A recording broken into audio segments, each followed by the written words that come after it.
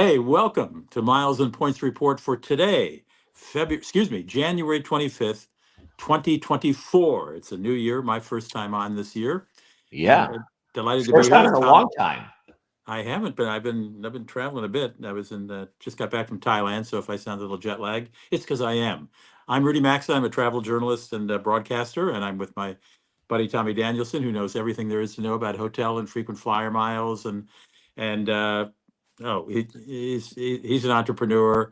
I'm just a workaday schlepper. But anyway, we wanted to bring you up to savvy traveler. Don't sell yourself short. No, I'm the Savvy Traveler is what I was called on public radio, and I have a bunch of shows on public TV, which you can find on Amazon.com now, or Amazon Prime, I guess it's called.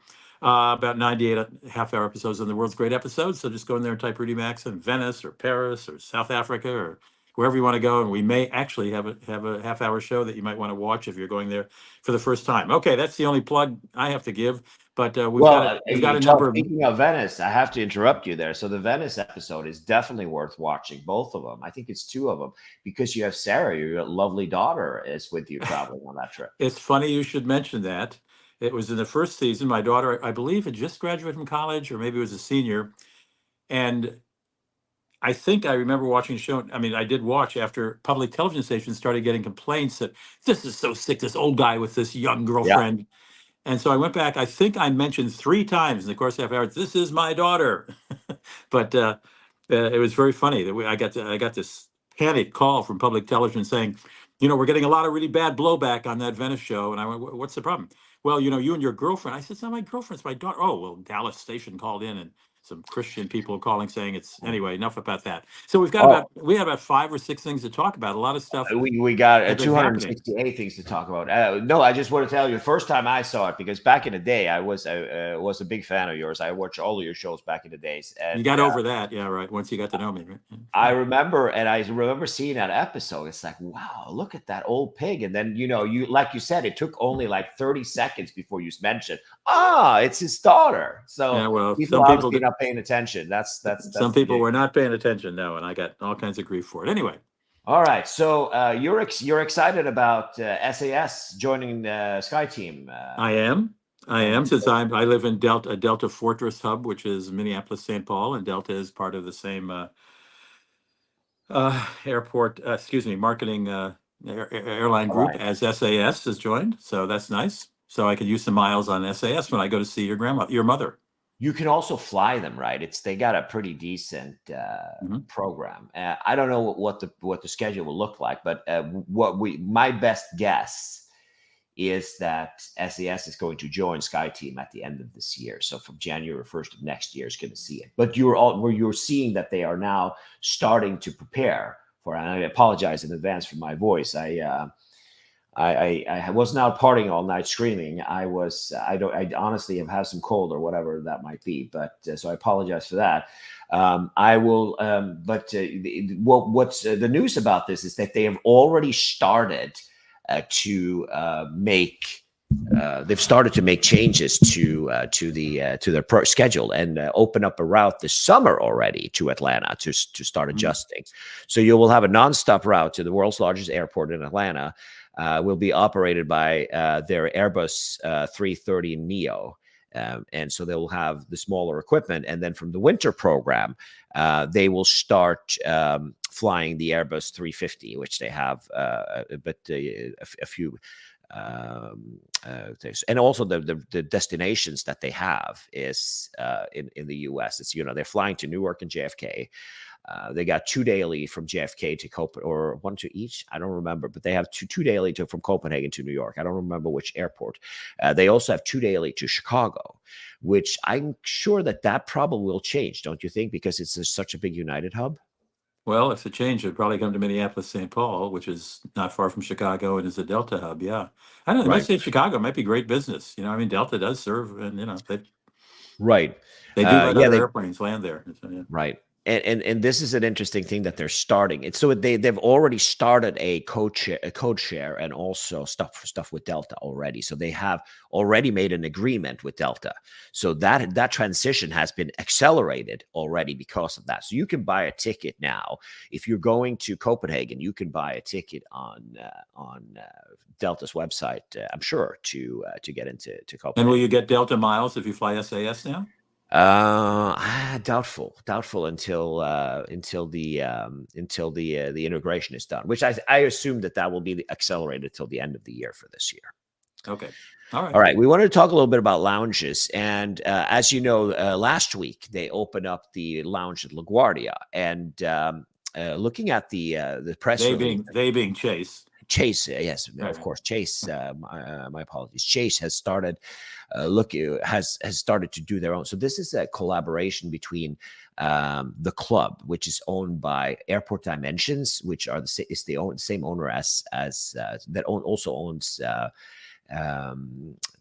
owns Priority Pass.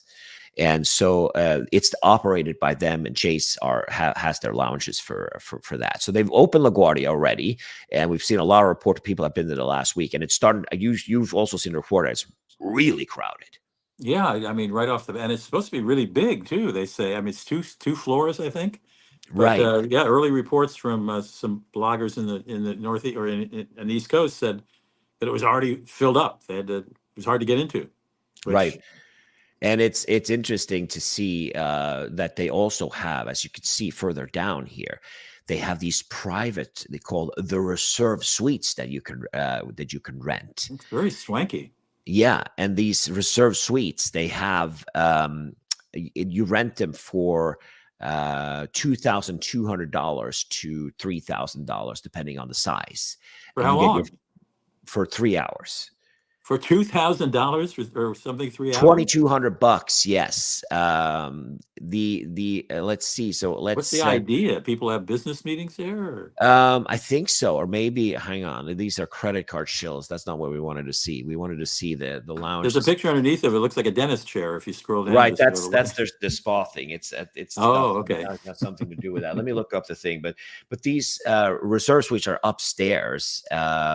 In the area upstairs in the area where you can have a meeting. I can see. I feel like it's it could do a lot of other things. So the area is what they have. First of all, you get free caviar. There's a caviar service. I thought I saw some pictures of here where they did excuse me. Oh my gosh. Yeah, so you get your own private bathroom, of course, and you get some hefty amenities. You can have a wedding there. You can have a wedding there. Yeah, you get a caviar caviar service. And this is in the private lounge. You have the caviar service. This is in the private lounge areas. Okay. Yes, got it. Yes. Okay. So you get a buffet. You look at the Alaska crab legs there, and messy platters, and all sorts of stuff. And you get you get some basic stuff like caviar and stuff included, and some other smaller things. Curated all day dining. They have the seafood tower, like to see here. So it's a little bit fancy in that sense. But they have the private showers. It doesn't to me look like it's much of a meeting space. You look here, you see those two tables there. That to me doesn't look. That looks more like a dining setup than it is for anything else. So it's up to 8 guests that can use it.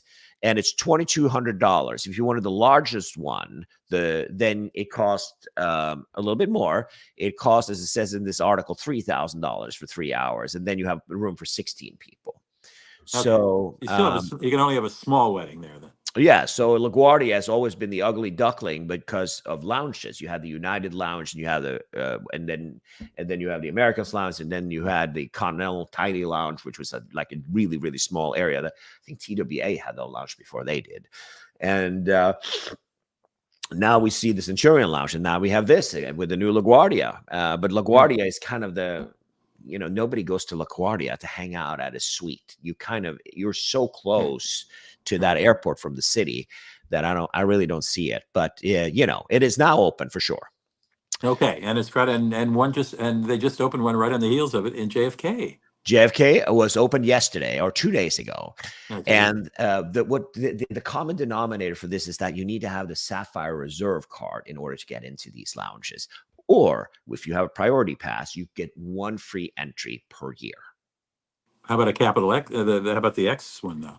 Yeah, that's Capital One has a competing product, and they're opening up in Dulles and Oh, excuse me. Denver. This is Chase. That's right. This Yeah, is Chase. Chase Sorry, is sorry, a little sorry. bit different than that, but Right. it's a great, lounges are cool, especially when you have access to them. How about Yeah, right. that?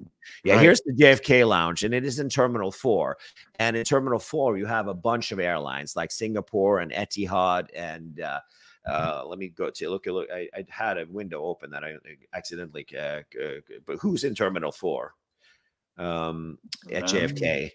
It is Aeromexico, Air India, Air Europa, Avianca, China Airlines, Caribbean, China Southern, Copa, and Delta is also there. El Al, Emirates, Etihad, Hainan, Hawaiian, JetBlue, which is great. So now finally, how many times have you been at JFK with flying, having a delay, and not having access to a lounge? Right. Yeah. So that's beautiful. Kuwait, Latam, Singapore Airlines, Virgin Atlantic, and so that's Uzbekistan Airways, WestJet, and Xiamen. So that's and it's a little bit smaller than the one in LaGuardia, but it has got views all over the place. And I assume also, so back in the day, I don't know if you remember, but they used to be a bus from Terminal 2 before that was closed down. So they're redoing now Terminal 2 and Terminal 3 to be like a new terminal. And I think also the bus hopefully will return, so you don't have to go outside of security to go between. So you can use this lounge for that terminal as well. Nice. No, Chase lounges are very nice. Glad to have them. They're Right. opening and then they're opening a few more this year, as I recall. So Yeah, they have. They opened the one in Boston already, so it's like in the Northeast already. But with such a professional company as Airport Dimension that has a lot of experience from this stuff, I think that's a good pace of rolling it out. All right. We've got some news from Frontier. They are expanding a lot. And as you could see, Atlanta to Minneapolis is now available. So that's good news for you. Yeah. I think that the news here isn't that an airline is opening up a ton of routes. It is that they're going head to head, competing against Delta and United and American on some of these routes head to head, which is great for the consumer because then the prices go down on various things. The thing is, however, though, you see the frequency between it's not going to have an impact from Minneapolis to Atlanta. On Delta must have 10, 15 flights a day, and they have Frontier is starting with four times a week. Same goes for DFW to Nashville 4 times a week, and Raleigh Durham to Boston 4X, which is a typically American area. Charlotte to Buffalo. So here you go. Here we have Baltimore, which is a Southwest thing. So Baltimore is a huge Southwest hub. But Southwest is by far the largest there. And they are planning on doing Chicago 4 times a week, daily to Charlotte, and 4 times a week to Detroit. And then here we go, Minneapolis again. You're getting Cleveland because, one bad city to another. One less exciting city than another. And then also Cleveland to New York, which I think Cleveland is underserved after United, downgrade. Used to be a big con. Well, so these cities where they only have 4 flights a day, there'll be attractive flights for vacationers or people going on family trips that don't not the business travelers to zip in that night for a meeting in the morning and come home the next afternoon. So they could still bring some fares down. They'll undercut. They will. Like, for example, DFW to Bush, Houston is twice daily, right? Then you're talking. Then you can start doing it. But and also from DFW to Chicago, this is a way if you have the guts and the miles and points to as a backup for if things go wrong. It's not a bad idea for a conscious business, a cost conscious business man to hop on some of these flights and save money. The regularity for Frontier is not bad. They got Puerto Vallarta, lots of big expansions from DFW, where they already have a lot of flights already. And so, yeah, a lot of interesting places. Not as also, you see they have a one daily from Vegas to LA. They already fly from Vegas to here to Sacramento, where I live. They've all flown that for a long time. So, as you can see, LA to San Francisco once a day. So yeah, it's low frequency, right? Where we're talking about most of this Well, stuff. it's good news for some markets, and some prices may come down. All right. Did you talk? I mean, I've been away a couple weeks. Have you talked about the JetBlue Spirit? The We government talked saying about no, that no, no, last you week, can't yeah. merge. And Have you beaten that one to death? We don't need to do it if you no, have. we didn't beat it to death. I mean, it was it was reported last week before we went live. I was me and actually David Feldman was the guest last week, and we were chatting about it. And just literally the next day, there was questions about liquidation of spirits because they are literally not making money. And they took a really violent turn after the pandemic and did not return in the same way as before. It has to do with the spending of people. The way that people spent money after the pandemic was just strange and very out of character, right? Spending a lot more on travel, flying a lot more personal travel in business class, a lot more personal travel in staying at expensive hotels and things. So what's your guess about who might survive this? I think they all will, but so? In the U.S., you have multiple get out of jail free cards. Continental has been bankrupt a couple of times since the 90s before they became United. United has been bankrupt a couple of times, and American has been bankrupt. It's like literally you get a free reset. It's the company. I don't believe for a second that a company should be too big to fail. But in this case, they are, because they can restructure and they can get a judge on their side to do all sorts of changes to pensions and all that kind of stuff. But I think that the reason why the low cost carriers are not performing as well hasn't to do with they're not filling their planes. It has to do that they don't have the same backup as the terrible three, Delta, United, and American has, that they have these frequent flyer programs, and also Alaska to that matter, and in Air Canada, they have these frequent flyer program that brings in a lot more money without the aggressive selling of miles that Advantage, Mileage Plus, and Sky Miles does to banks. All of these airlines would, which is a huge revenue source for the airlines. Yeah, you're right. Not everybody has to have a Frontier card, right? There is not a single airline in North America. I don't believe for a second that anybody of the terrible three will be making money if it wasn't for the credit cards. Yeah. Certainly 100% American would lose billions a year based on that. So that's kind of the trajectory. High debt. And also crazy science fiction contracts with unions, with pilots and all that stuff. You have pilots at United making $550,000 a year now, which is not sustainable. And it'll end up in a new. It goes round in circle, and it's all about getting those pilots to be retire before they can for the next round, so people can get out of that with the flag on top, and of course the consumers and are paying for that. Anyway, so we're moving on to. So I think they'll both make it. So to answer your question, I think they'll both make it, and I think that they're critical. Mega mergers is not a good thing for most markets. Certainly not here, and we've had a ton of those. Okay. 737 Max. So the head of Boeing was, up on Capitol Hill today, meeting with senators, and some reporter got him in the hallway and asked him, how safe he felt his planes were, and he said, we don't fly a plane unless it's really, really safe, which seemed to me not a real smart thing to say, since, last year 2 of their planes fell out of the sky, and a section of the side blew off. You don't say it was in 2019. We only fly.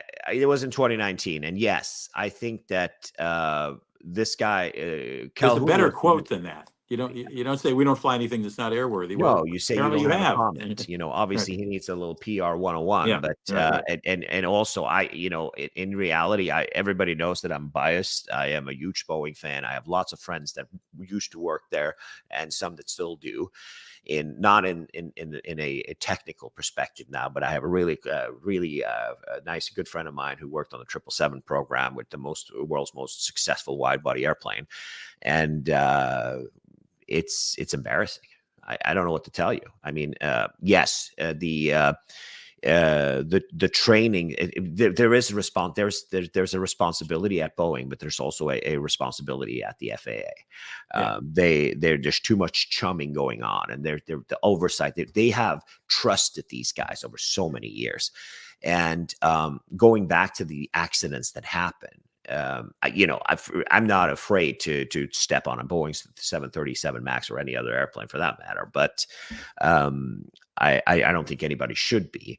But I'm looking, if we're looking at what really happened, the first accident, it came down to more that people weren't trained properly. Trained They were in how to given handle iPads. You can't give Banana Country Airlines an iPad to learn how to fly a new plane type, specifically when there is a weakness in the MCAS system, in the system that's supposed to control the pitch of the plane in the situation because of the weight of the engine. It's leaning forward. So should Boeing?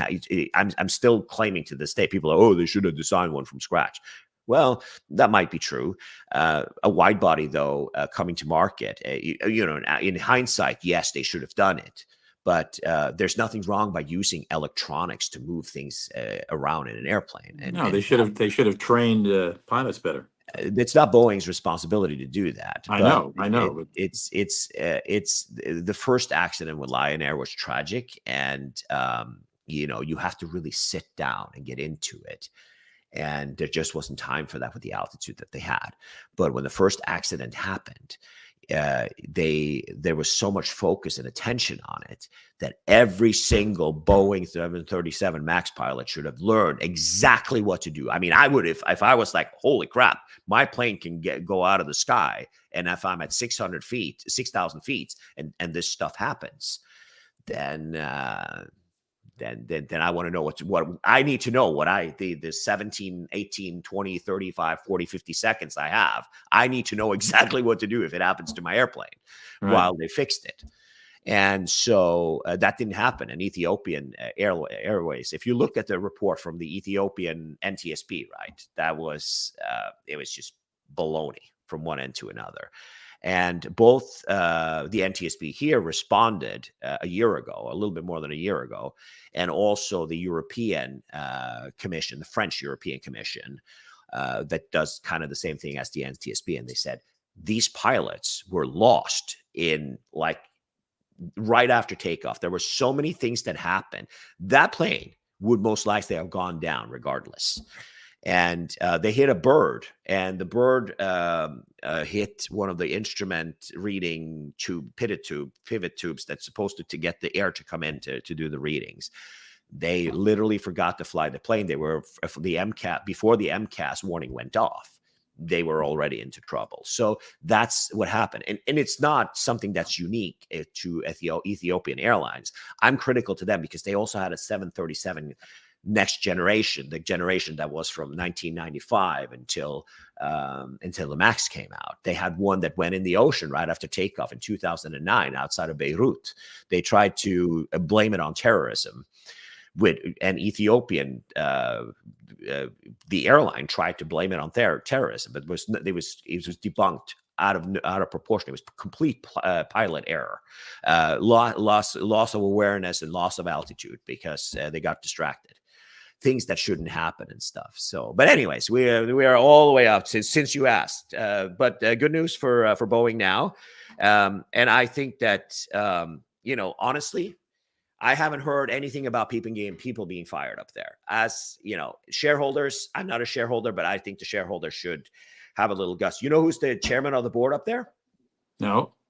Larry Kellner, the guy who was the CEO of after Gordon Bethune. He ran Continental for 15 years. Yeah. Or was it 10, 15 years? Great guy. And that he hasn't stepped up, it's that nobody got fired. Calhoun was brought in to clean that place up. And here we are. He was hired in 2019, 2020, right? Here we are 4 years later. And this is like messy. It's like embarrassing and messy. I just can't fathom how messy, how embarrassing it is for their customer, and for embarrassing and costly it is for their shareholders. that he's still the boss. And I would expect the people who are in charge of quality control up there, a whoopsie for a door panel to fly off, that doesn't cut it, man. That's specifically not when they've lost tens of billions of dollars on the Max already. I mean, yeah. I'm sorry. But anyways, good news. It's been approved. There is a path that was launched yesterday by the FAA. Some minor things that they have to do it. They're really slapping Boeing across the nose here for sure. And they want to hold Boeing accountable for the highest standards. So they have to inspect various things. They got to do all the fasteners. And both United and Alaska has said that they're expecting the Max to start flying on Saturday, so 2 days from now. That's fast. Yeah.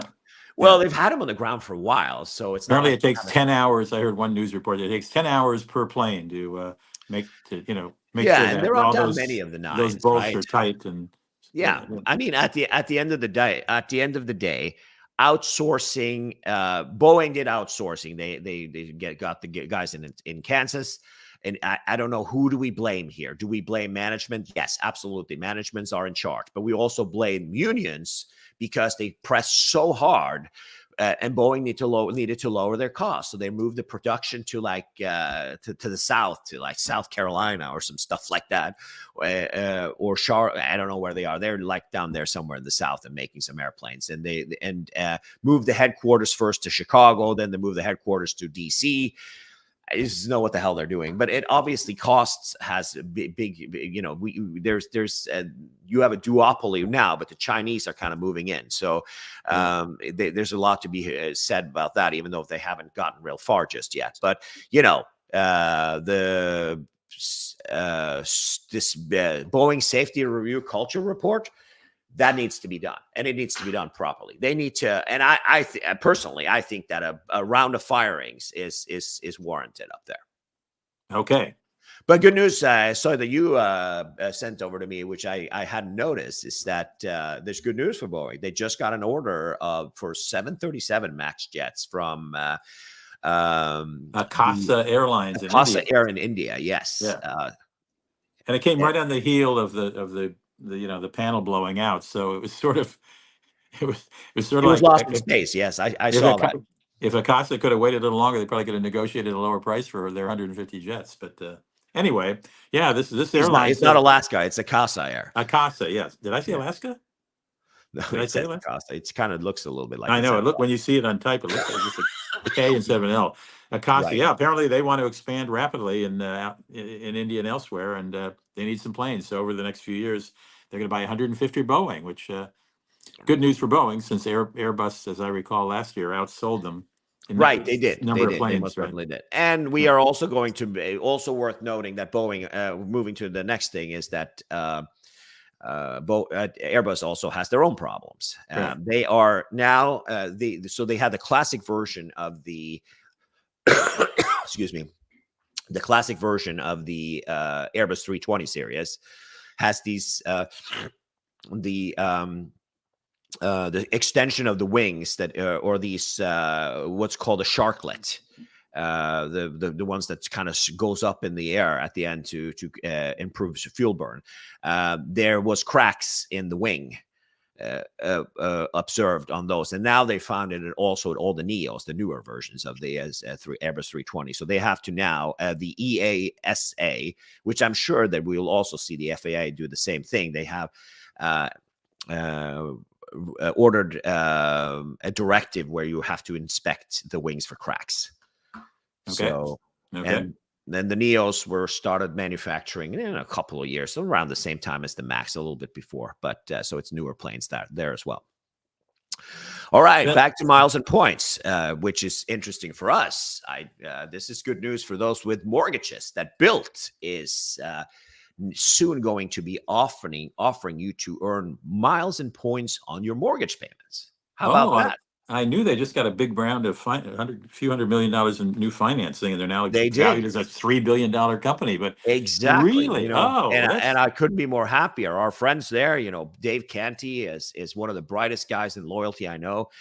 He used to work at JetBlue and used to run IHG's hotel loyalty program, and now he was in from day one working this project and is one of the top dogs over there. And well, should I give a thumbnail description of the BILT card since I use it for my rent? Go for it. For somebody, Yes, absolutely. if not for the card, it's issued by Wells Fargo. And for example, I live in St. Paul, and every month I have paid my rent. And I've been using a credit card to do it just to get points, which is pretty stupid because I'm also charged $60 a month. That's $720 a year just to put my rent on a credit card. And along came BILT. It was one guy's idea. And I now pay BILT the rent, and they issue a check, which doesn't come with a fee, to my landlord or the owner of the building or the management anyway. So I've saved $720 a year on a card that costs me nothing, and it's called BILT, BILT. And this is news to me. I'm hearing from Tommy for the first time that they're going to let people pay their mortgage with that too. So if you pay your mortgage with your BILT card, you're going to get a lot of points. And BILT has all kinds of, I mean, they have a number of transfer partners, including Hyatt hotels. And every month, the first of the month, they tell you a special thing like, if you use it on a restaurant on the first of the month, it's called Rent Day specials. Right. You'll get 10 points instead of 1.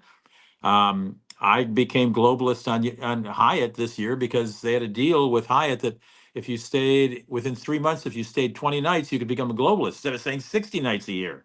Right. So BILT has all kinds of little advantages, but primarily the ability to get points for paying your rent or now your mortgage. When does that start up? Do they have any indication? It hasn't been confirmed what date it is yet, but it showed up in the reports, and Gary was the one who dug it out. So it was a phrase that he found in the wording in a press release that actually, that is great news for people Right. who want to make points on their mortgage, paying their mortgage. Right, and also it's worth noting. So the way that this business works, right? It's a $0 a year card. You don't pay any annual Right. fee for the card. Right. Which is a beautiful thing. That's the first thing. And like you said, you get 3x at restaurant and 2x on travel. So it's not like the best, but it is close enough for. And it's not all restaurants, unfortunately. They have a list of restaurants in a few major cities. I'm a little disappointed it's not 3x on all. You got to go to a BILT restaurant, but maybe they'll expand it out and maybe other restaurants will start taking it. I had no idea that was the case. Yeah, it's limited to like New York and Chicago. I think Chicago. Let me find this here. Yeah, you can go in, and that's my only criticism is they talk about the restaurants, but it's only BILT. Free rewards points are earned per dollar spent on qualifying net purchases as retailer whose merchant code for MasterCard is classified as an eating place and restaurant. I don't think it is restricted to just some of them. I don't know. I'm going to go into it because I watch BILT pretty closely, and I don't think you get. I think you still get the. I think you still get the gig there for sure. Well, okay. You want to tell us about the kid who was joking around about? I want to before we go. So, what does BILT do in addition to that? You can you earn a currency and you can transfer it over, and on rent day, and often also without rent day, you can transfer. So it's got zero. Sign up bonus and 0 annual fee. So that obviously they save a ton of miles and a ton of points or money by not offering a sign up bonus, right? Right. And so that's what puts them apart from the competition, like the airlines. Well, obviously the more you pay in an annual fee, the more you earn. So 3x at restaurants and 2x on travel. That's it's in the middle of the road. So 4x for restaurants is Amex Gold, which cost $250. Didn't go up a little bit per year. I don't remember. And then you have obviously 5x for American Express Platinum when you buy plane tickets. And for other travel, you have 3x on the Sapphire. But add those together, we're talking $1,500 in annual fees. So it's all math. We have to be more critical. And I like that the BILT guys are here. They're really rattling the cages. And look at the transfer partners they have. It's very diverse, and they have somebody that nobody else has. And first, you got Star Alliance. You can transfer to Air Canada, Turkish, Miles and Smiles, Mileage Plus with United, and Avianca Life Miles. And then, of course, you've got American Advantage. And that's the one that they are alone having as a transfer partner. Nobody else transfers to American because American works with Citi. And so that's why Chase and Amex doesn't transfer over to them, which it makes it a little bit more attractive for those who don't meddle in the Citi area. And you can do Cathay Pacific, which is not a unique thing. For SkyTeam, they only have Flying Blue, which is Air France and KLM. And then non-alliance have Virgin Atlantic, which everybody has, Hawaiian, which a lot of people have, and Emirates also, which a lot of people have. And also here they have Hyatt, IHG, and Marriott. And Marriott and Hyatt in the same currency, that's unique. They're the only ones that have that. But then again, it is tough to earn because there's no sign-up bonus, so that proposition is there. But when you pay the mortgage, I mean, I pay a significant amount of money in mortgages per year, so that would be interesting. I'm looking forward to that. All right, I'm here. They're called BILT restaurants, and for example, Minneapolis is not in the list of cities, so it's not really everywhere. I think that's extra. You get extra for those. I think you get extra for those. All right, I'll find out. We'll talk about that next week. I will. I'm going out to eat tonight. I'm going to LA Sunday. I'll eat somewhere, and I'll try my BILT card. And then put it on your BILT card and see how I get. Yes, I think you get 3. But you obviously should put it on the gold card for sure to get more of the Amex gold card. I still don't have a gold card. You keep telling me to get a gold card. I haven't gotten one yet. All right. So you want to talk about Sammy Nazarian. He is making a comeback. Well, Sam Nazarian, for those who don't know who he is, he was a hotelier, a restaurant guy, and he was a hotelier, and he opened these hotels called SLS. Was it SLS? I think, yeah. Yes, that were very lovely started. There were all kinds of names for it, and I remember going to the one in LA. Very, very, I mean, uber hip, beyond hip. Restaurants with, I mean, all kinds of weird dishes. I ate in the one in LA. I didn't even know what I was eating. It was very interesting. It was like going to a circus or a carnival, a high-end carnival. And he built several of them around, or opened several of them, and then he sold them and sort of out of the business. But now he's cut a deal with Wyndham. Now, Wyndham, of course, is sort of a middle-of-the-road, hotel chain. Messy. It's like by Milwaukee Airport type of hotel chain. Right. But they brought old Mr. Nazarian in to big up themselves and get cool and hip. And we'll see if it happens. But it'll be interesting to take a brand that is not, it's certainly not Four Seasons, Ritz-Carlton, or any of those, or even Hyatt's. Be interesting to see what he does with them. He's going to start a new hotel line, and I don't know if I'm sure they're not going to be new builds. It'll take too long, but they'll probably try to reflag a bunch of restaurants and renovate them and make them more interesting. So good luck to Sam Nazarian, Right. And he's also the hotels that's going to launch his style. He was planning to offer a new smart lifestyle hotel brands as a part of Wyndham Hotels and Resorts Registry collection, which is a soft brand. So there are some of them that are already up here, and that are I see 3 of them. I see one at the where is a Jewel? Where is that? I don't know. I'm on my phone. They're too small for me to read. It is Agia Paraskevi. Where is that? Where the heck is that? That is a good question. Sounds Eastern European there. Chalkidiki, Cassandra Peninsula. Is that in Greece? Yes, it is in Greece. That's Cassandra sounds Greek. Yeah. Okay. Yeah. All right. So they newly opened in 2023. So this is the registry collection. So I guess that's where he's going to be the king. He's also not just restaurants. It's also going to be hotels. So cool. Yeah, hotels with hip restaurants. Well, good for him. Right. Okay, so here you go. This one's for you. So you're going to have to give the written. I didn't read this article. What's this about? Oh, the teenager? Yeah. So this teenager was boarding a flight in Spain to go not far. He was going to take a short flight to Gatwick Airport. And he sent a message to a friend on Snapchat saying, and let me quote, "On my way to blow up the plane. I'm a member of the Taliban." Well, nice. the message was a joke, but he was using the airport's Wi-Fi network when he sent it. And some kind of algorithm must have picked up those words, because when he landed, it was after he landed, of course. So if he was really going to do it, they didn't get him in time. but he landed at Gatwick, and he was arrested and thrown into a prison cell, and he was there till 2 days till he was released on bail. And now they're saying he's going to have to pay. How much is he going to have to pay? 110,000. They had to scramble a couple of jets to accompany I the saw passenger that. plane. That ain't cheap. And they're right. They're asking him to pay, I think, $110,000 to pay for that.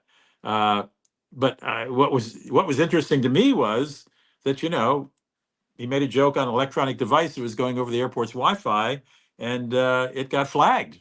So be careful what you yuck about if you're texting friends on the airport Wi-Fi anywhere in the world. I was impressed by that. But again, as I say, if he really was going to blow up the plane, he was already on the plane before they arrested him. But still, do you find that unusual? That I feel like the NSA probably was the ones who found this out. I mean, a Wi-Fi. Why it was so they've made a statement that it came from the Wi-Fi on the whole Yep. at the airport. Yeah, because he was using airport Wi-Fi. Theoretically, if he had been using, I don't know, just cellular data or something, it might not get picked up. But they say it was picked up from the airport's Wi-Fi network. So Beautiful. interesting. Yeah. I've read a whole lot of articles lately about finding cameras in hotel rooms, and I just saw something on Instagram.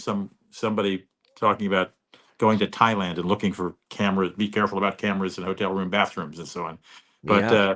but it seems like, I don't know. It seems like these tech things are creeping into our everyday life, not necessarily in a great way. Though, if this had headed off, a terrorist, of course, it'd be a good thing. Anyway. Yeah, I think that when it comes to if it was a private message, they're going to have some issues if he joked about it to a friend, right? Yeah. I feel like they're going to have an issue making a case on that. To be honest with you, I No, don't know how the laws are in the UK, but I don't know either, or Spain. But they tell you don't joke about it when you go through TSA. But he didn't joke about it to anybody externally. If he joked about it in private, which Yeah, it that's sounds true. like he did, That's that's true. kind of weird. That's I think that I would be. I wouldn't say that I joke about that because I don't find that funny. But at the end of the day, it's kids, 18-year-olds. So, Yep. we did a lot of stupid things when I was 18. I can tell you that much. Yeah, but this is real. Yeah, but it wasn't made publicly. So I honestly, I think that this is out of proportion, to say the least. But anyways, all right. Have you ever been on a cruise? Yeah, I've been on the Queen Mary across the ocean. I've been on two river cruises, three actually, with AMA Waterways and with Viking. Right. And I've taken and I spoke once on a Holland America cruise to Alaska. Why? Why do you ask? No, I found this article about 27 cruise ship embarkation days, do's and don'ts. Do's and don'ts. And here you have it. There is the whitest family in America with grandpa and grandma and their sons and daughters and sister-in-laws and brother-in-law all going to be white together on a cruise. What did they do right or wrong?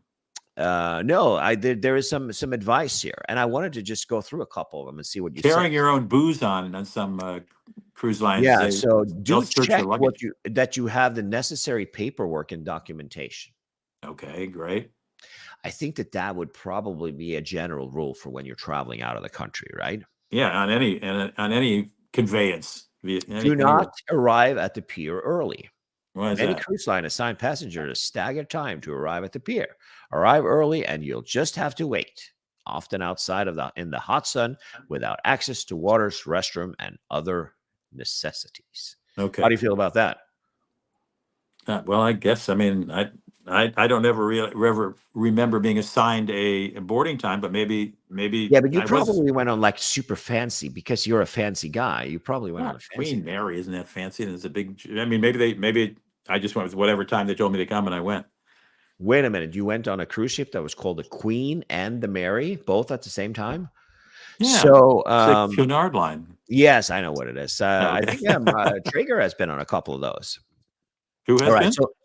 So I know you always travel with a big suitcase when you travel. So well, because I got to carry radio equipment with me, so I have a small suitcase for that. But they offer you to take your suitcase, yes, and bring it to your cabin.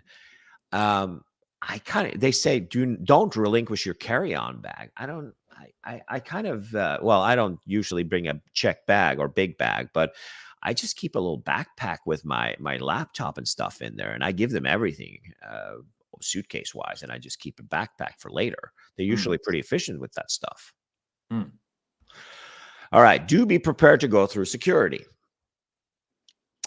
Once you prove that you belong on the ship, you will go through security. The setup is similar to an airport.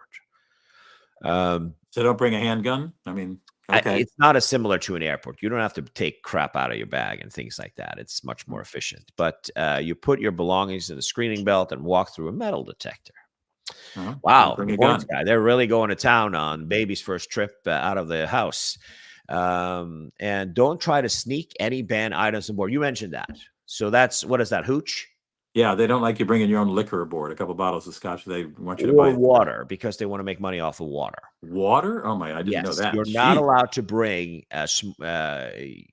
while most cruise line allow passengers to bring a small amount of alcohol, soda, and bottled water for consumption in Friday. Make sure that you have not gone over the cruise line allowance for bringing your own beverages on board. Did you know that you can't bring water? No, that's news to me. I didn't know that. So let's look at a Carnival Cruises. You can bring 1 bottle of wine. You can bring. Okay. And there's a corkage fee of $15 if you want to drink it outside of your cabin. That rum you purchase in port will be retained for you until the last night of your cruise. I wonder if you get an exemption if you can bring it limited for Disney cruises, and Disney cruises is ridiculously expensive. You can bring 2 bottles of wine or champagne, or you can bring up to 6 beers. Yeah, so it sounds like each cruise line has different rules, and you should check them out before you go. I mean, I think that's the message of all that. I think that you cannot bring. I don't think you can bring water either. I think you can bring like a couple of bottles, but I don't think you can. A lot of people, they brought like a big thing of Costco water and whatever, right? Oh my God, stuff like that. So water is expensive. If you don't have the drink package, you're screwed. Do freshen up after your flight or drive to the port. You will want to freshen up, because the fun begins at the embarkation pier. Okay. You'll find both official and unofficial photo spots at the terminal. Smile for the shipboard photographers. You will have a backdrop with the ship's name and the picture up, or take your own photos. Okay. So you want to make sure that you freshen up before you board. Do pause and look up as you enter the ship's atrium. Some ships' atrium are impressively high and have cool artwork or chandeliers. And this is the Disney's Wish Grand Hall. The Disney cruises are like ridiculously overpriced. Yeah, to stretch to get all these items up. Do look up. Right. Don't expect to be able to go right to your cabin. Depending on when you arrive, cabins might not be ready, as the crew needs to clean and straighten them after the previous guests have left. It's best to stay out of the way until the cabin stewards and instead find a place for you and your carry-on luggage to hang out until the ship announces all cabins are ready. Okay. Don't follow the crowds to the buffet as the boarding process begins around noon and it continues well into the afternoon. Many people arrive hungry. Crew members often direct passengers to the buffet, but experienced cruisers know there are other, often less crowded options, like Guy Fieri's poolside Guy's Burger Joint. I don't know, man. I kind of like doing the buffet. Well, actually, so when we go on Norwegian Cruise Line, we also always go to Cagney's. It's kind of become a tradition. Cagney's is like the steakhouse that they have. And when you're in the suite or you're in the Haven, you get access to that. But you can also just go in there and eat and pay like it's a specialty restaurant. Right. Do head to your cabin when it's ready. Do read the safety instruction and check life jacket. Do watch the safety video. Thought they had like muster drills. Don't they have that? Everyone I've been on has had them. I suppose they're still doing them. I haven't been on a cruise in a couple of years, but I bet they still do. Oh yeah, because here you go. You're required to watch a video, and I think you can do it in your smart TV will record that you have watched a video. You may also be required to check in with a crew member at your assigned muster. I think some of them do. Actually, I think the first one we didn't do it from was the Alaska cruise Melinda and I took last year. do make sure the kids understand the safety procedures. Oh my goodness. Okay. Do go out and explore the ship. Here we go. There's a little bit of diversity there. Double whammy in a photo. And then you have do sign the kids up for cruise ship camp. I'm not sure I remember that. Do take time to veg out. Boy, they are really stretching to make a long story here. Yeah. Don't assume drinks are free. Do watch your alcohol consumption. Oh my goodness. All right. What else? Yeah, I think we're done. Yeah, I think so. Last thing I have for today is that, no more Totsy in Thailand. Now listen, Thailand has always been one of the strictest countries on drugs. I'm sorry? Don't you get the death penalty for drugs? Yes. Yeah. It was like if you brought one joint in, you'd go to jail for 20 years or something. I'm exaggerating to make a point, but Thailand was very tough. And then I go there a lot, and I visited their friends there. I visited right after COVID, because Thailand was locked up. People couldn't leave, people couldn't go in. So I went in after COVID, and I saw a few retail marijuana shops along the street. And I said to my friend Rose, who lives there, who's Thai, or a Thai citizen, I said, what's the deal here? And she said, well, it started with medical marijuana, and then these places have opened. I said, well, have they legalized marijuana? Not officially. I said, well, these are pretty fancy stores. They look like Apple stores, She said, well, I think some people are getting paid off, to look the other way, blah, blah, blah, blah, blah. So I was there last week for a couple of weeks. And now it's like coffee shops. There's a marijuana store on nearly every 2 blocks, everywhere. Right. Bangkok, the small island of Koh Samui, a beach island that I was on. Right. Marijuana. And about 2 days before I left, I was reading a local paper, the English language paper, the Bangkok Post, and the new government is more conservative, and they're going to close down all the recreational. They've asked their legislature, they want to close all the recreational marijuana shops. Good luck with that. There's so many of them, and there must be so many people getting a little kickback on them that I really can't imagine they're going to be able to do it. They're going to put a lot of people out of work if they do, because there are a lot of those shops. So don't go to Thailand with any drugs still. I'm not suggesting that. But if you go there right now, you'll find. Well, I don't think that it's a good idea to bring it across international borders. No, across any borders. But if you go to Thailand and you haven't been there in a while, you will be shocked, because it used to be one of the. Not even domestically between states. Yeah. Well, in the United States, right. But I mean, Thailand, as you say, Thailand used to be very tough on drugs, and now you can light up some marijuana or even hash. I think it's in some of the stores that I went into for a friend. I was looking for a friend, Tommy. Anyway, I did go in and look around, and they're selling on it. I don't know how carefully it's. Allegedly, if you buy drugs, marijuana in the United States, like California or Vegas, well, half the states in the country now almost, they monitor where the product is grown, how it's packaged. They try to guess at the strength of it.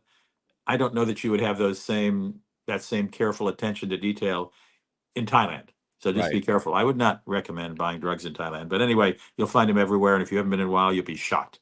That's it. Right. I hear you. Nah, no kidding. Well, it's interesting to see. I didn't see that one. That came out of left field. I mean, I guess politically, they didn't change the laws properly, and then they probably can do that. I don't know how many tourists are doing it versus locals. Do you know? Oh, I'm sure tourists are doing it. I mean, it's a big Thailand's a big country for young people going there, and I mean, there were so many shops that I never saw any of them crowded. Right. I mean, I walked by so many I could see. I mean, they have glass fronts, you can see everything, and I never saw anywhere with more than one person or 2 people in it. Right. But there's so many stores that there you go. Interesting. Fascinating stuff. Well, guess what? That's all I had for this week. That was 45 minutes of bliss and fun, and here we are. Well, nice seeing you, if only virtually. By the way, Tommy's outside of Sacramento in California. Yeah. I am right downtown St. Paul, Minnesota, and it's balmy. It's been in the 30s here, which after a week of frigid cold, apparently everybody's happy. But for a guy who just came back from Thailand, I'm not real happy. Anyway. Yeah, it's been cold there too. I mean, we had it was less than 50 the other day. No, my God. Yeah, it's terrible. Yeah, I know. Must be why I got the cold. Well, we'll see you guys next week. So thanks for joining us, Rudy. I hope you're also around next week so we can continue the conversation. I'll be in LA. I'm going where the warm is. Yes, and I would like to also promote tomorrow. What time are we doing that stream with Pico? It will be 5 o'clock Central, which means 3 p.m. in the afternoon, and or 6 p.m. East Coast time. I'm Right. going to do a fairly long interview with Pico Iyer. He wrote a book last year about In Search of Paradise, and this is not your normal idea of paradise, beach vacation in the Caribbean, any of that. It's really he's really he lives in Japan. He's of Indian descent. He's been friends for 50 years and has traveled extensively with the Dalai Lama. And he goes to places where he feels paradise in a much more religious sense. So it's not going to be a real religious interview, but I think you'll find him fascinating. He's very articulate. He's a great writer. The book, I read the book last week, and it's just fascinating book. And so we're going to interview him. So yeah, if it's He's a 6 great p.m. writer. I've Eastern. read a couple of his older books. He hasn't written in a book in a while, I think. No, he hasn't. He's written, I think, So 15 books total. So he's not, but he's in his 70s now, I think. But he's very so articulate. that's really exciting. He's a great artist. Where was he traveling to get his religious experiences? The Vatican? No, it's more Buddhism. I mean, he and the Dalai Lama are very close. He goes to a retreat in somewhere in Central California every year for a couple of weeks. I don't know if it's a silent retreat or not, but he's always been very involved in Eastern religions. I mean, he's not a religious guru or anything. He's a journalist and a writer, but he's very attracted to the soul and well, Buddhism. So Yes, we'll ask about that. you meditation and stuff. Yeah. But Reincarnation? well, I don't know if he believes in it, but he certainly touches on it in this book. Beautiful. So we'll talk about it. So that's we'll be doing it live Friday on Facebook and YouTube, and of course we'll keep it up there if you miss it. Yeah, maybe ask him about the reincarnation and see how he feels about that. I will. I will ask So him we'll what leave his. you with I've one never. thought. You don't have to answer it now, but we'll leave everybody with one thought today. If Donald Trump comes back, what would he be reincarnated as? Yeah, I don't think we should touch that. Tune in for next week and get the answer to that one. Thank you, everybody, for joining. Thanks. Bye-bye.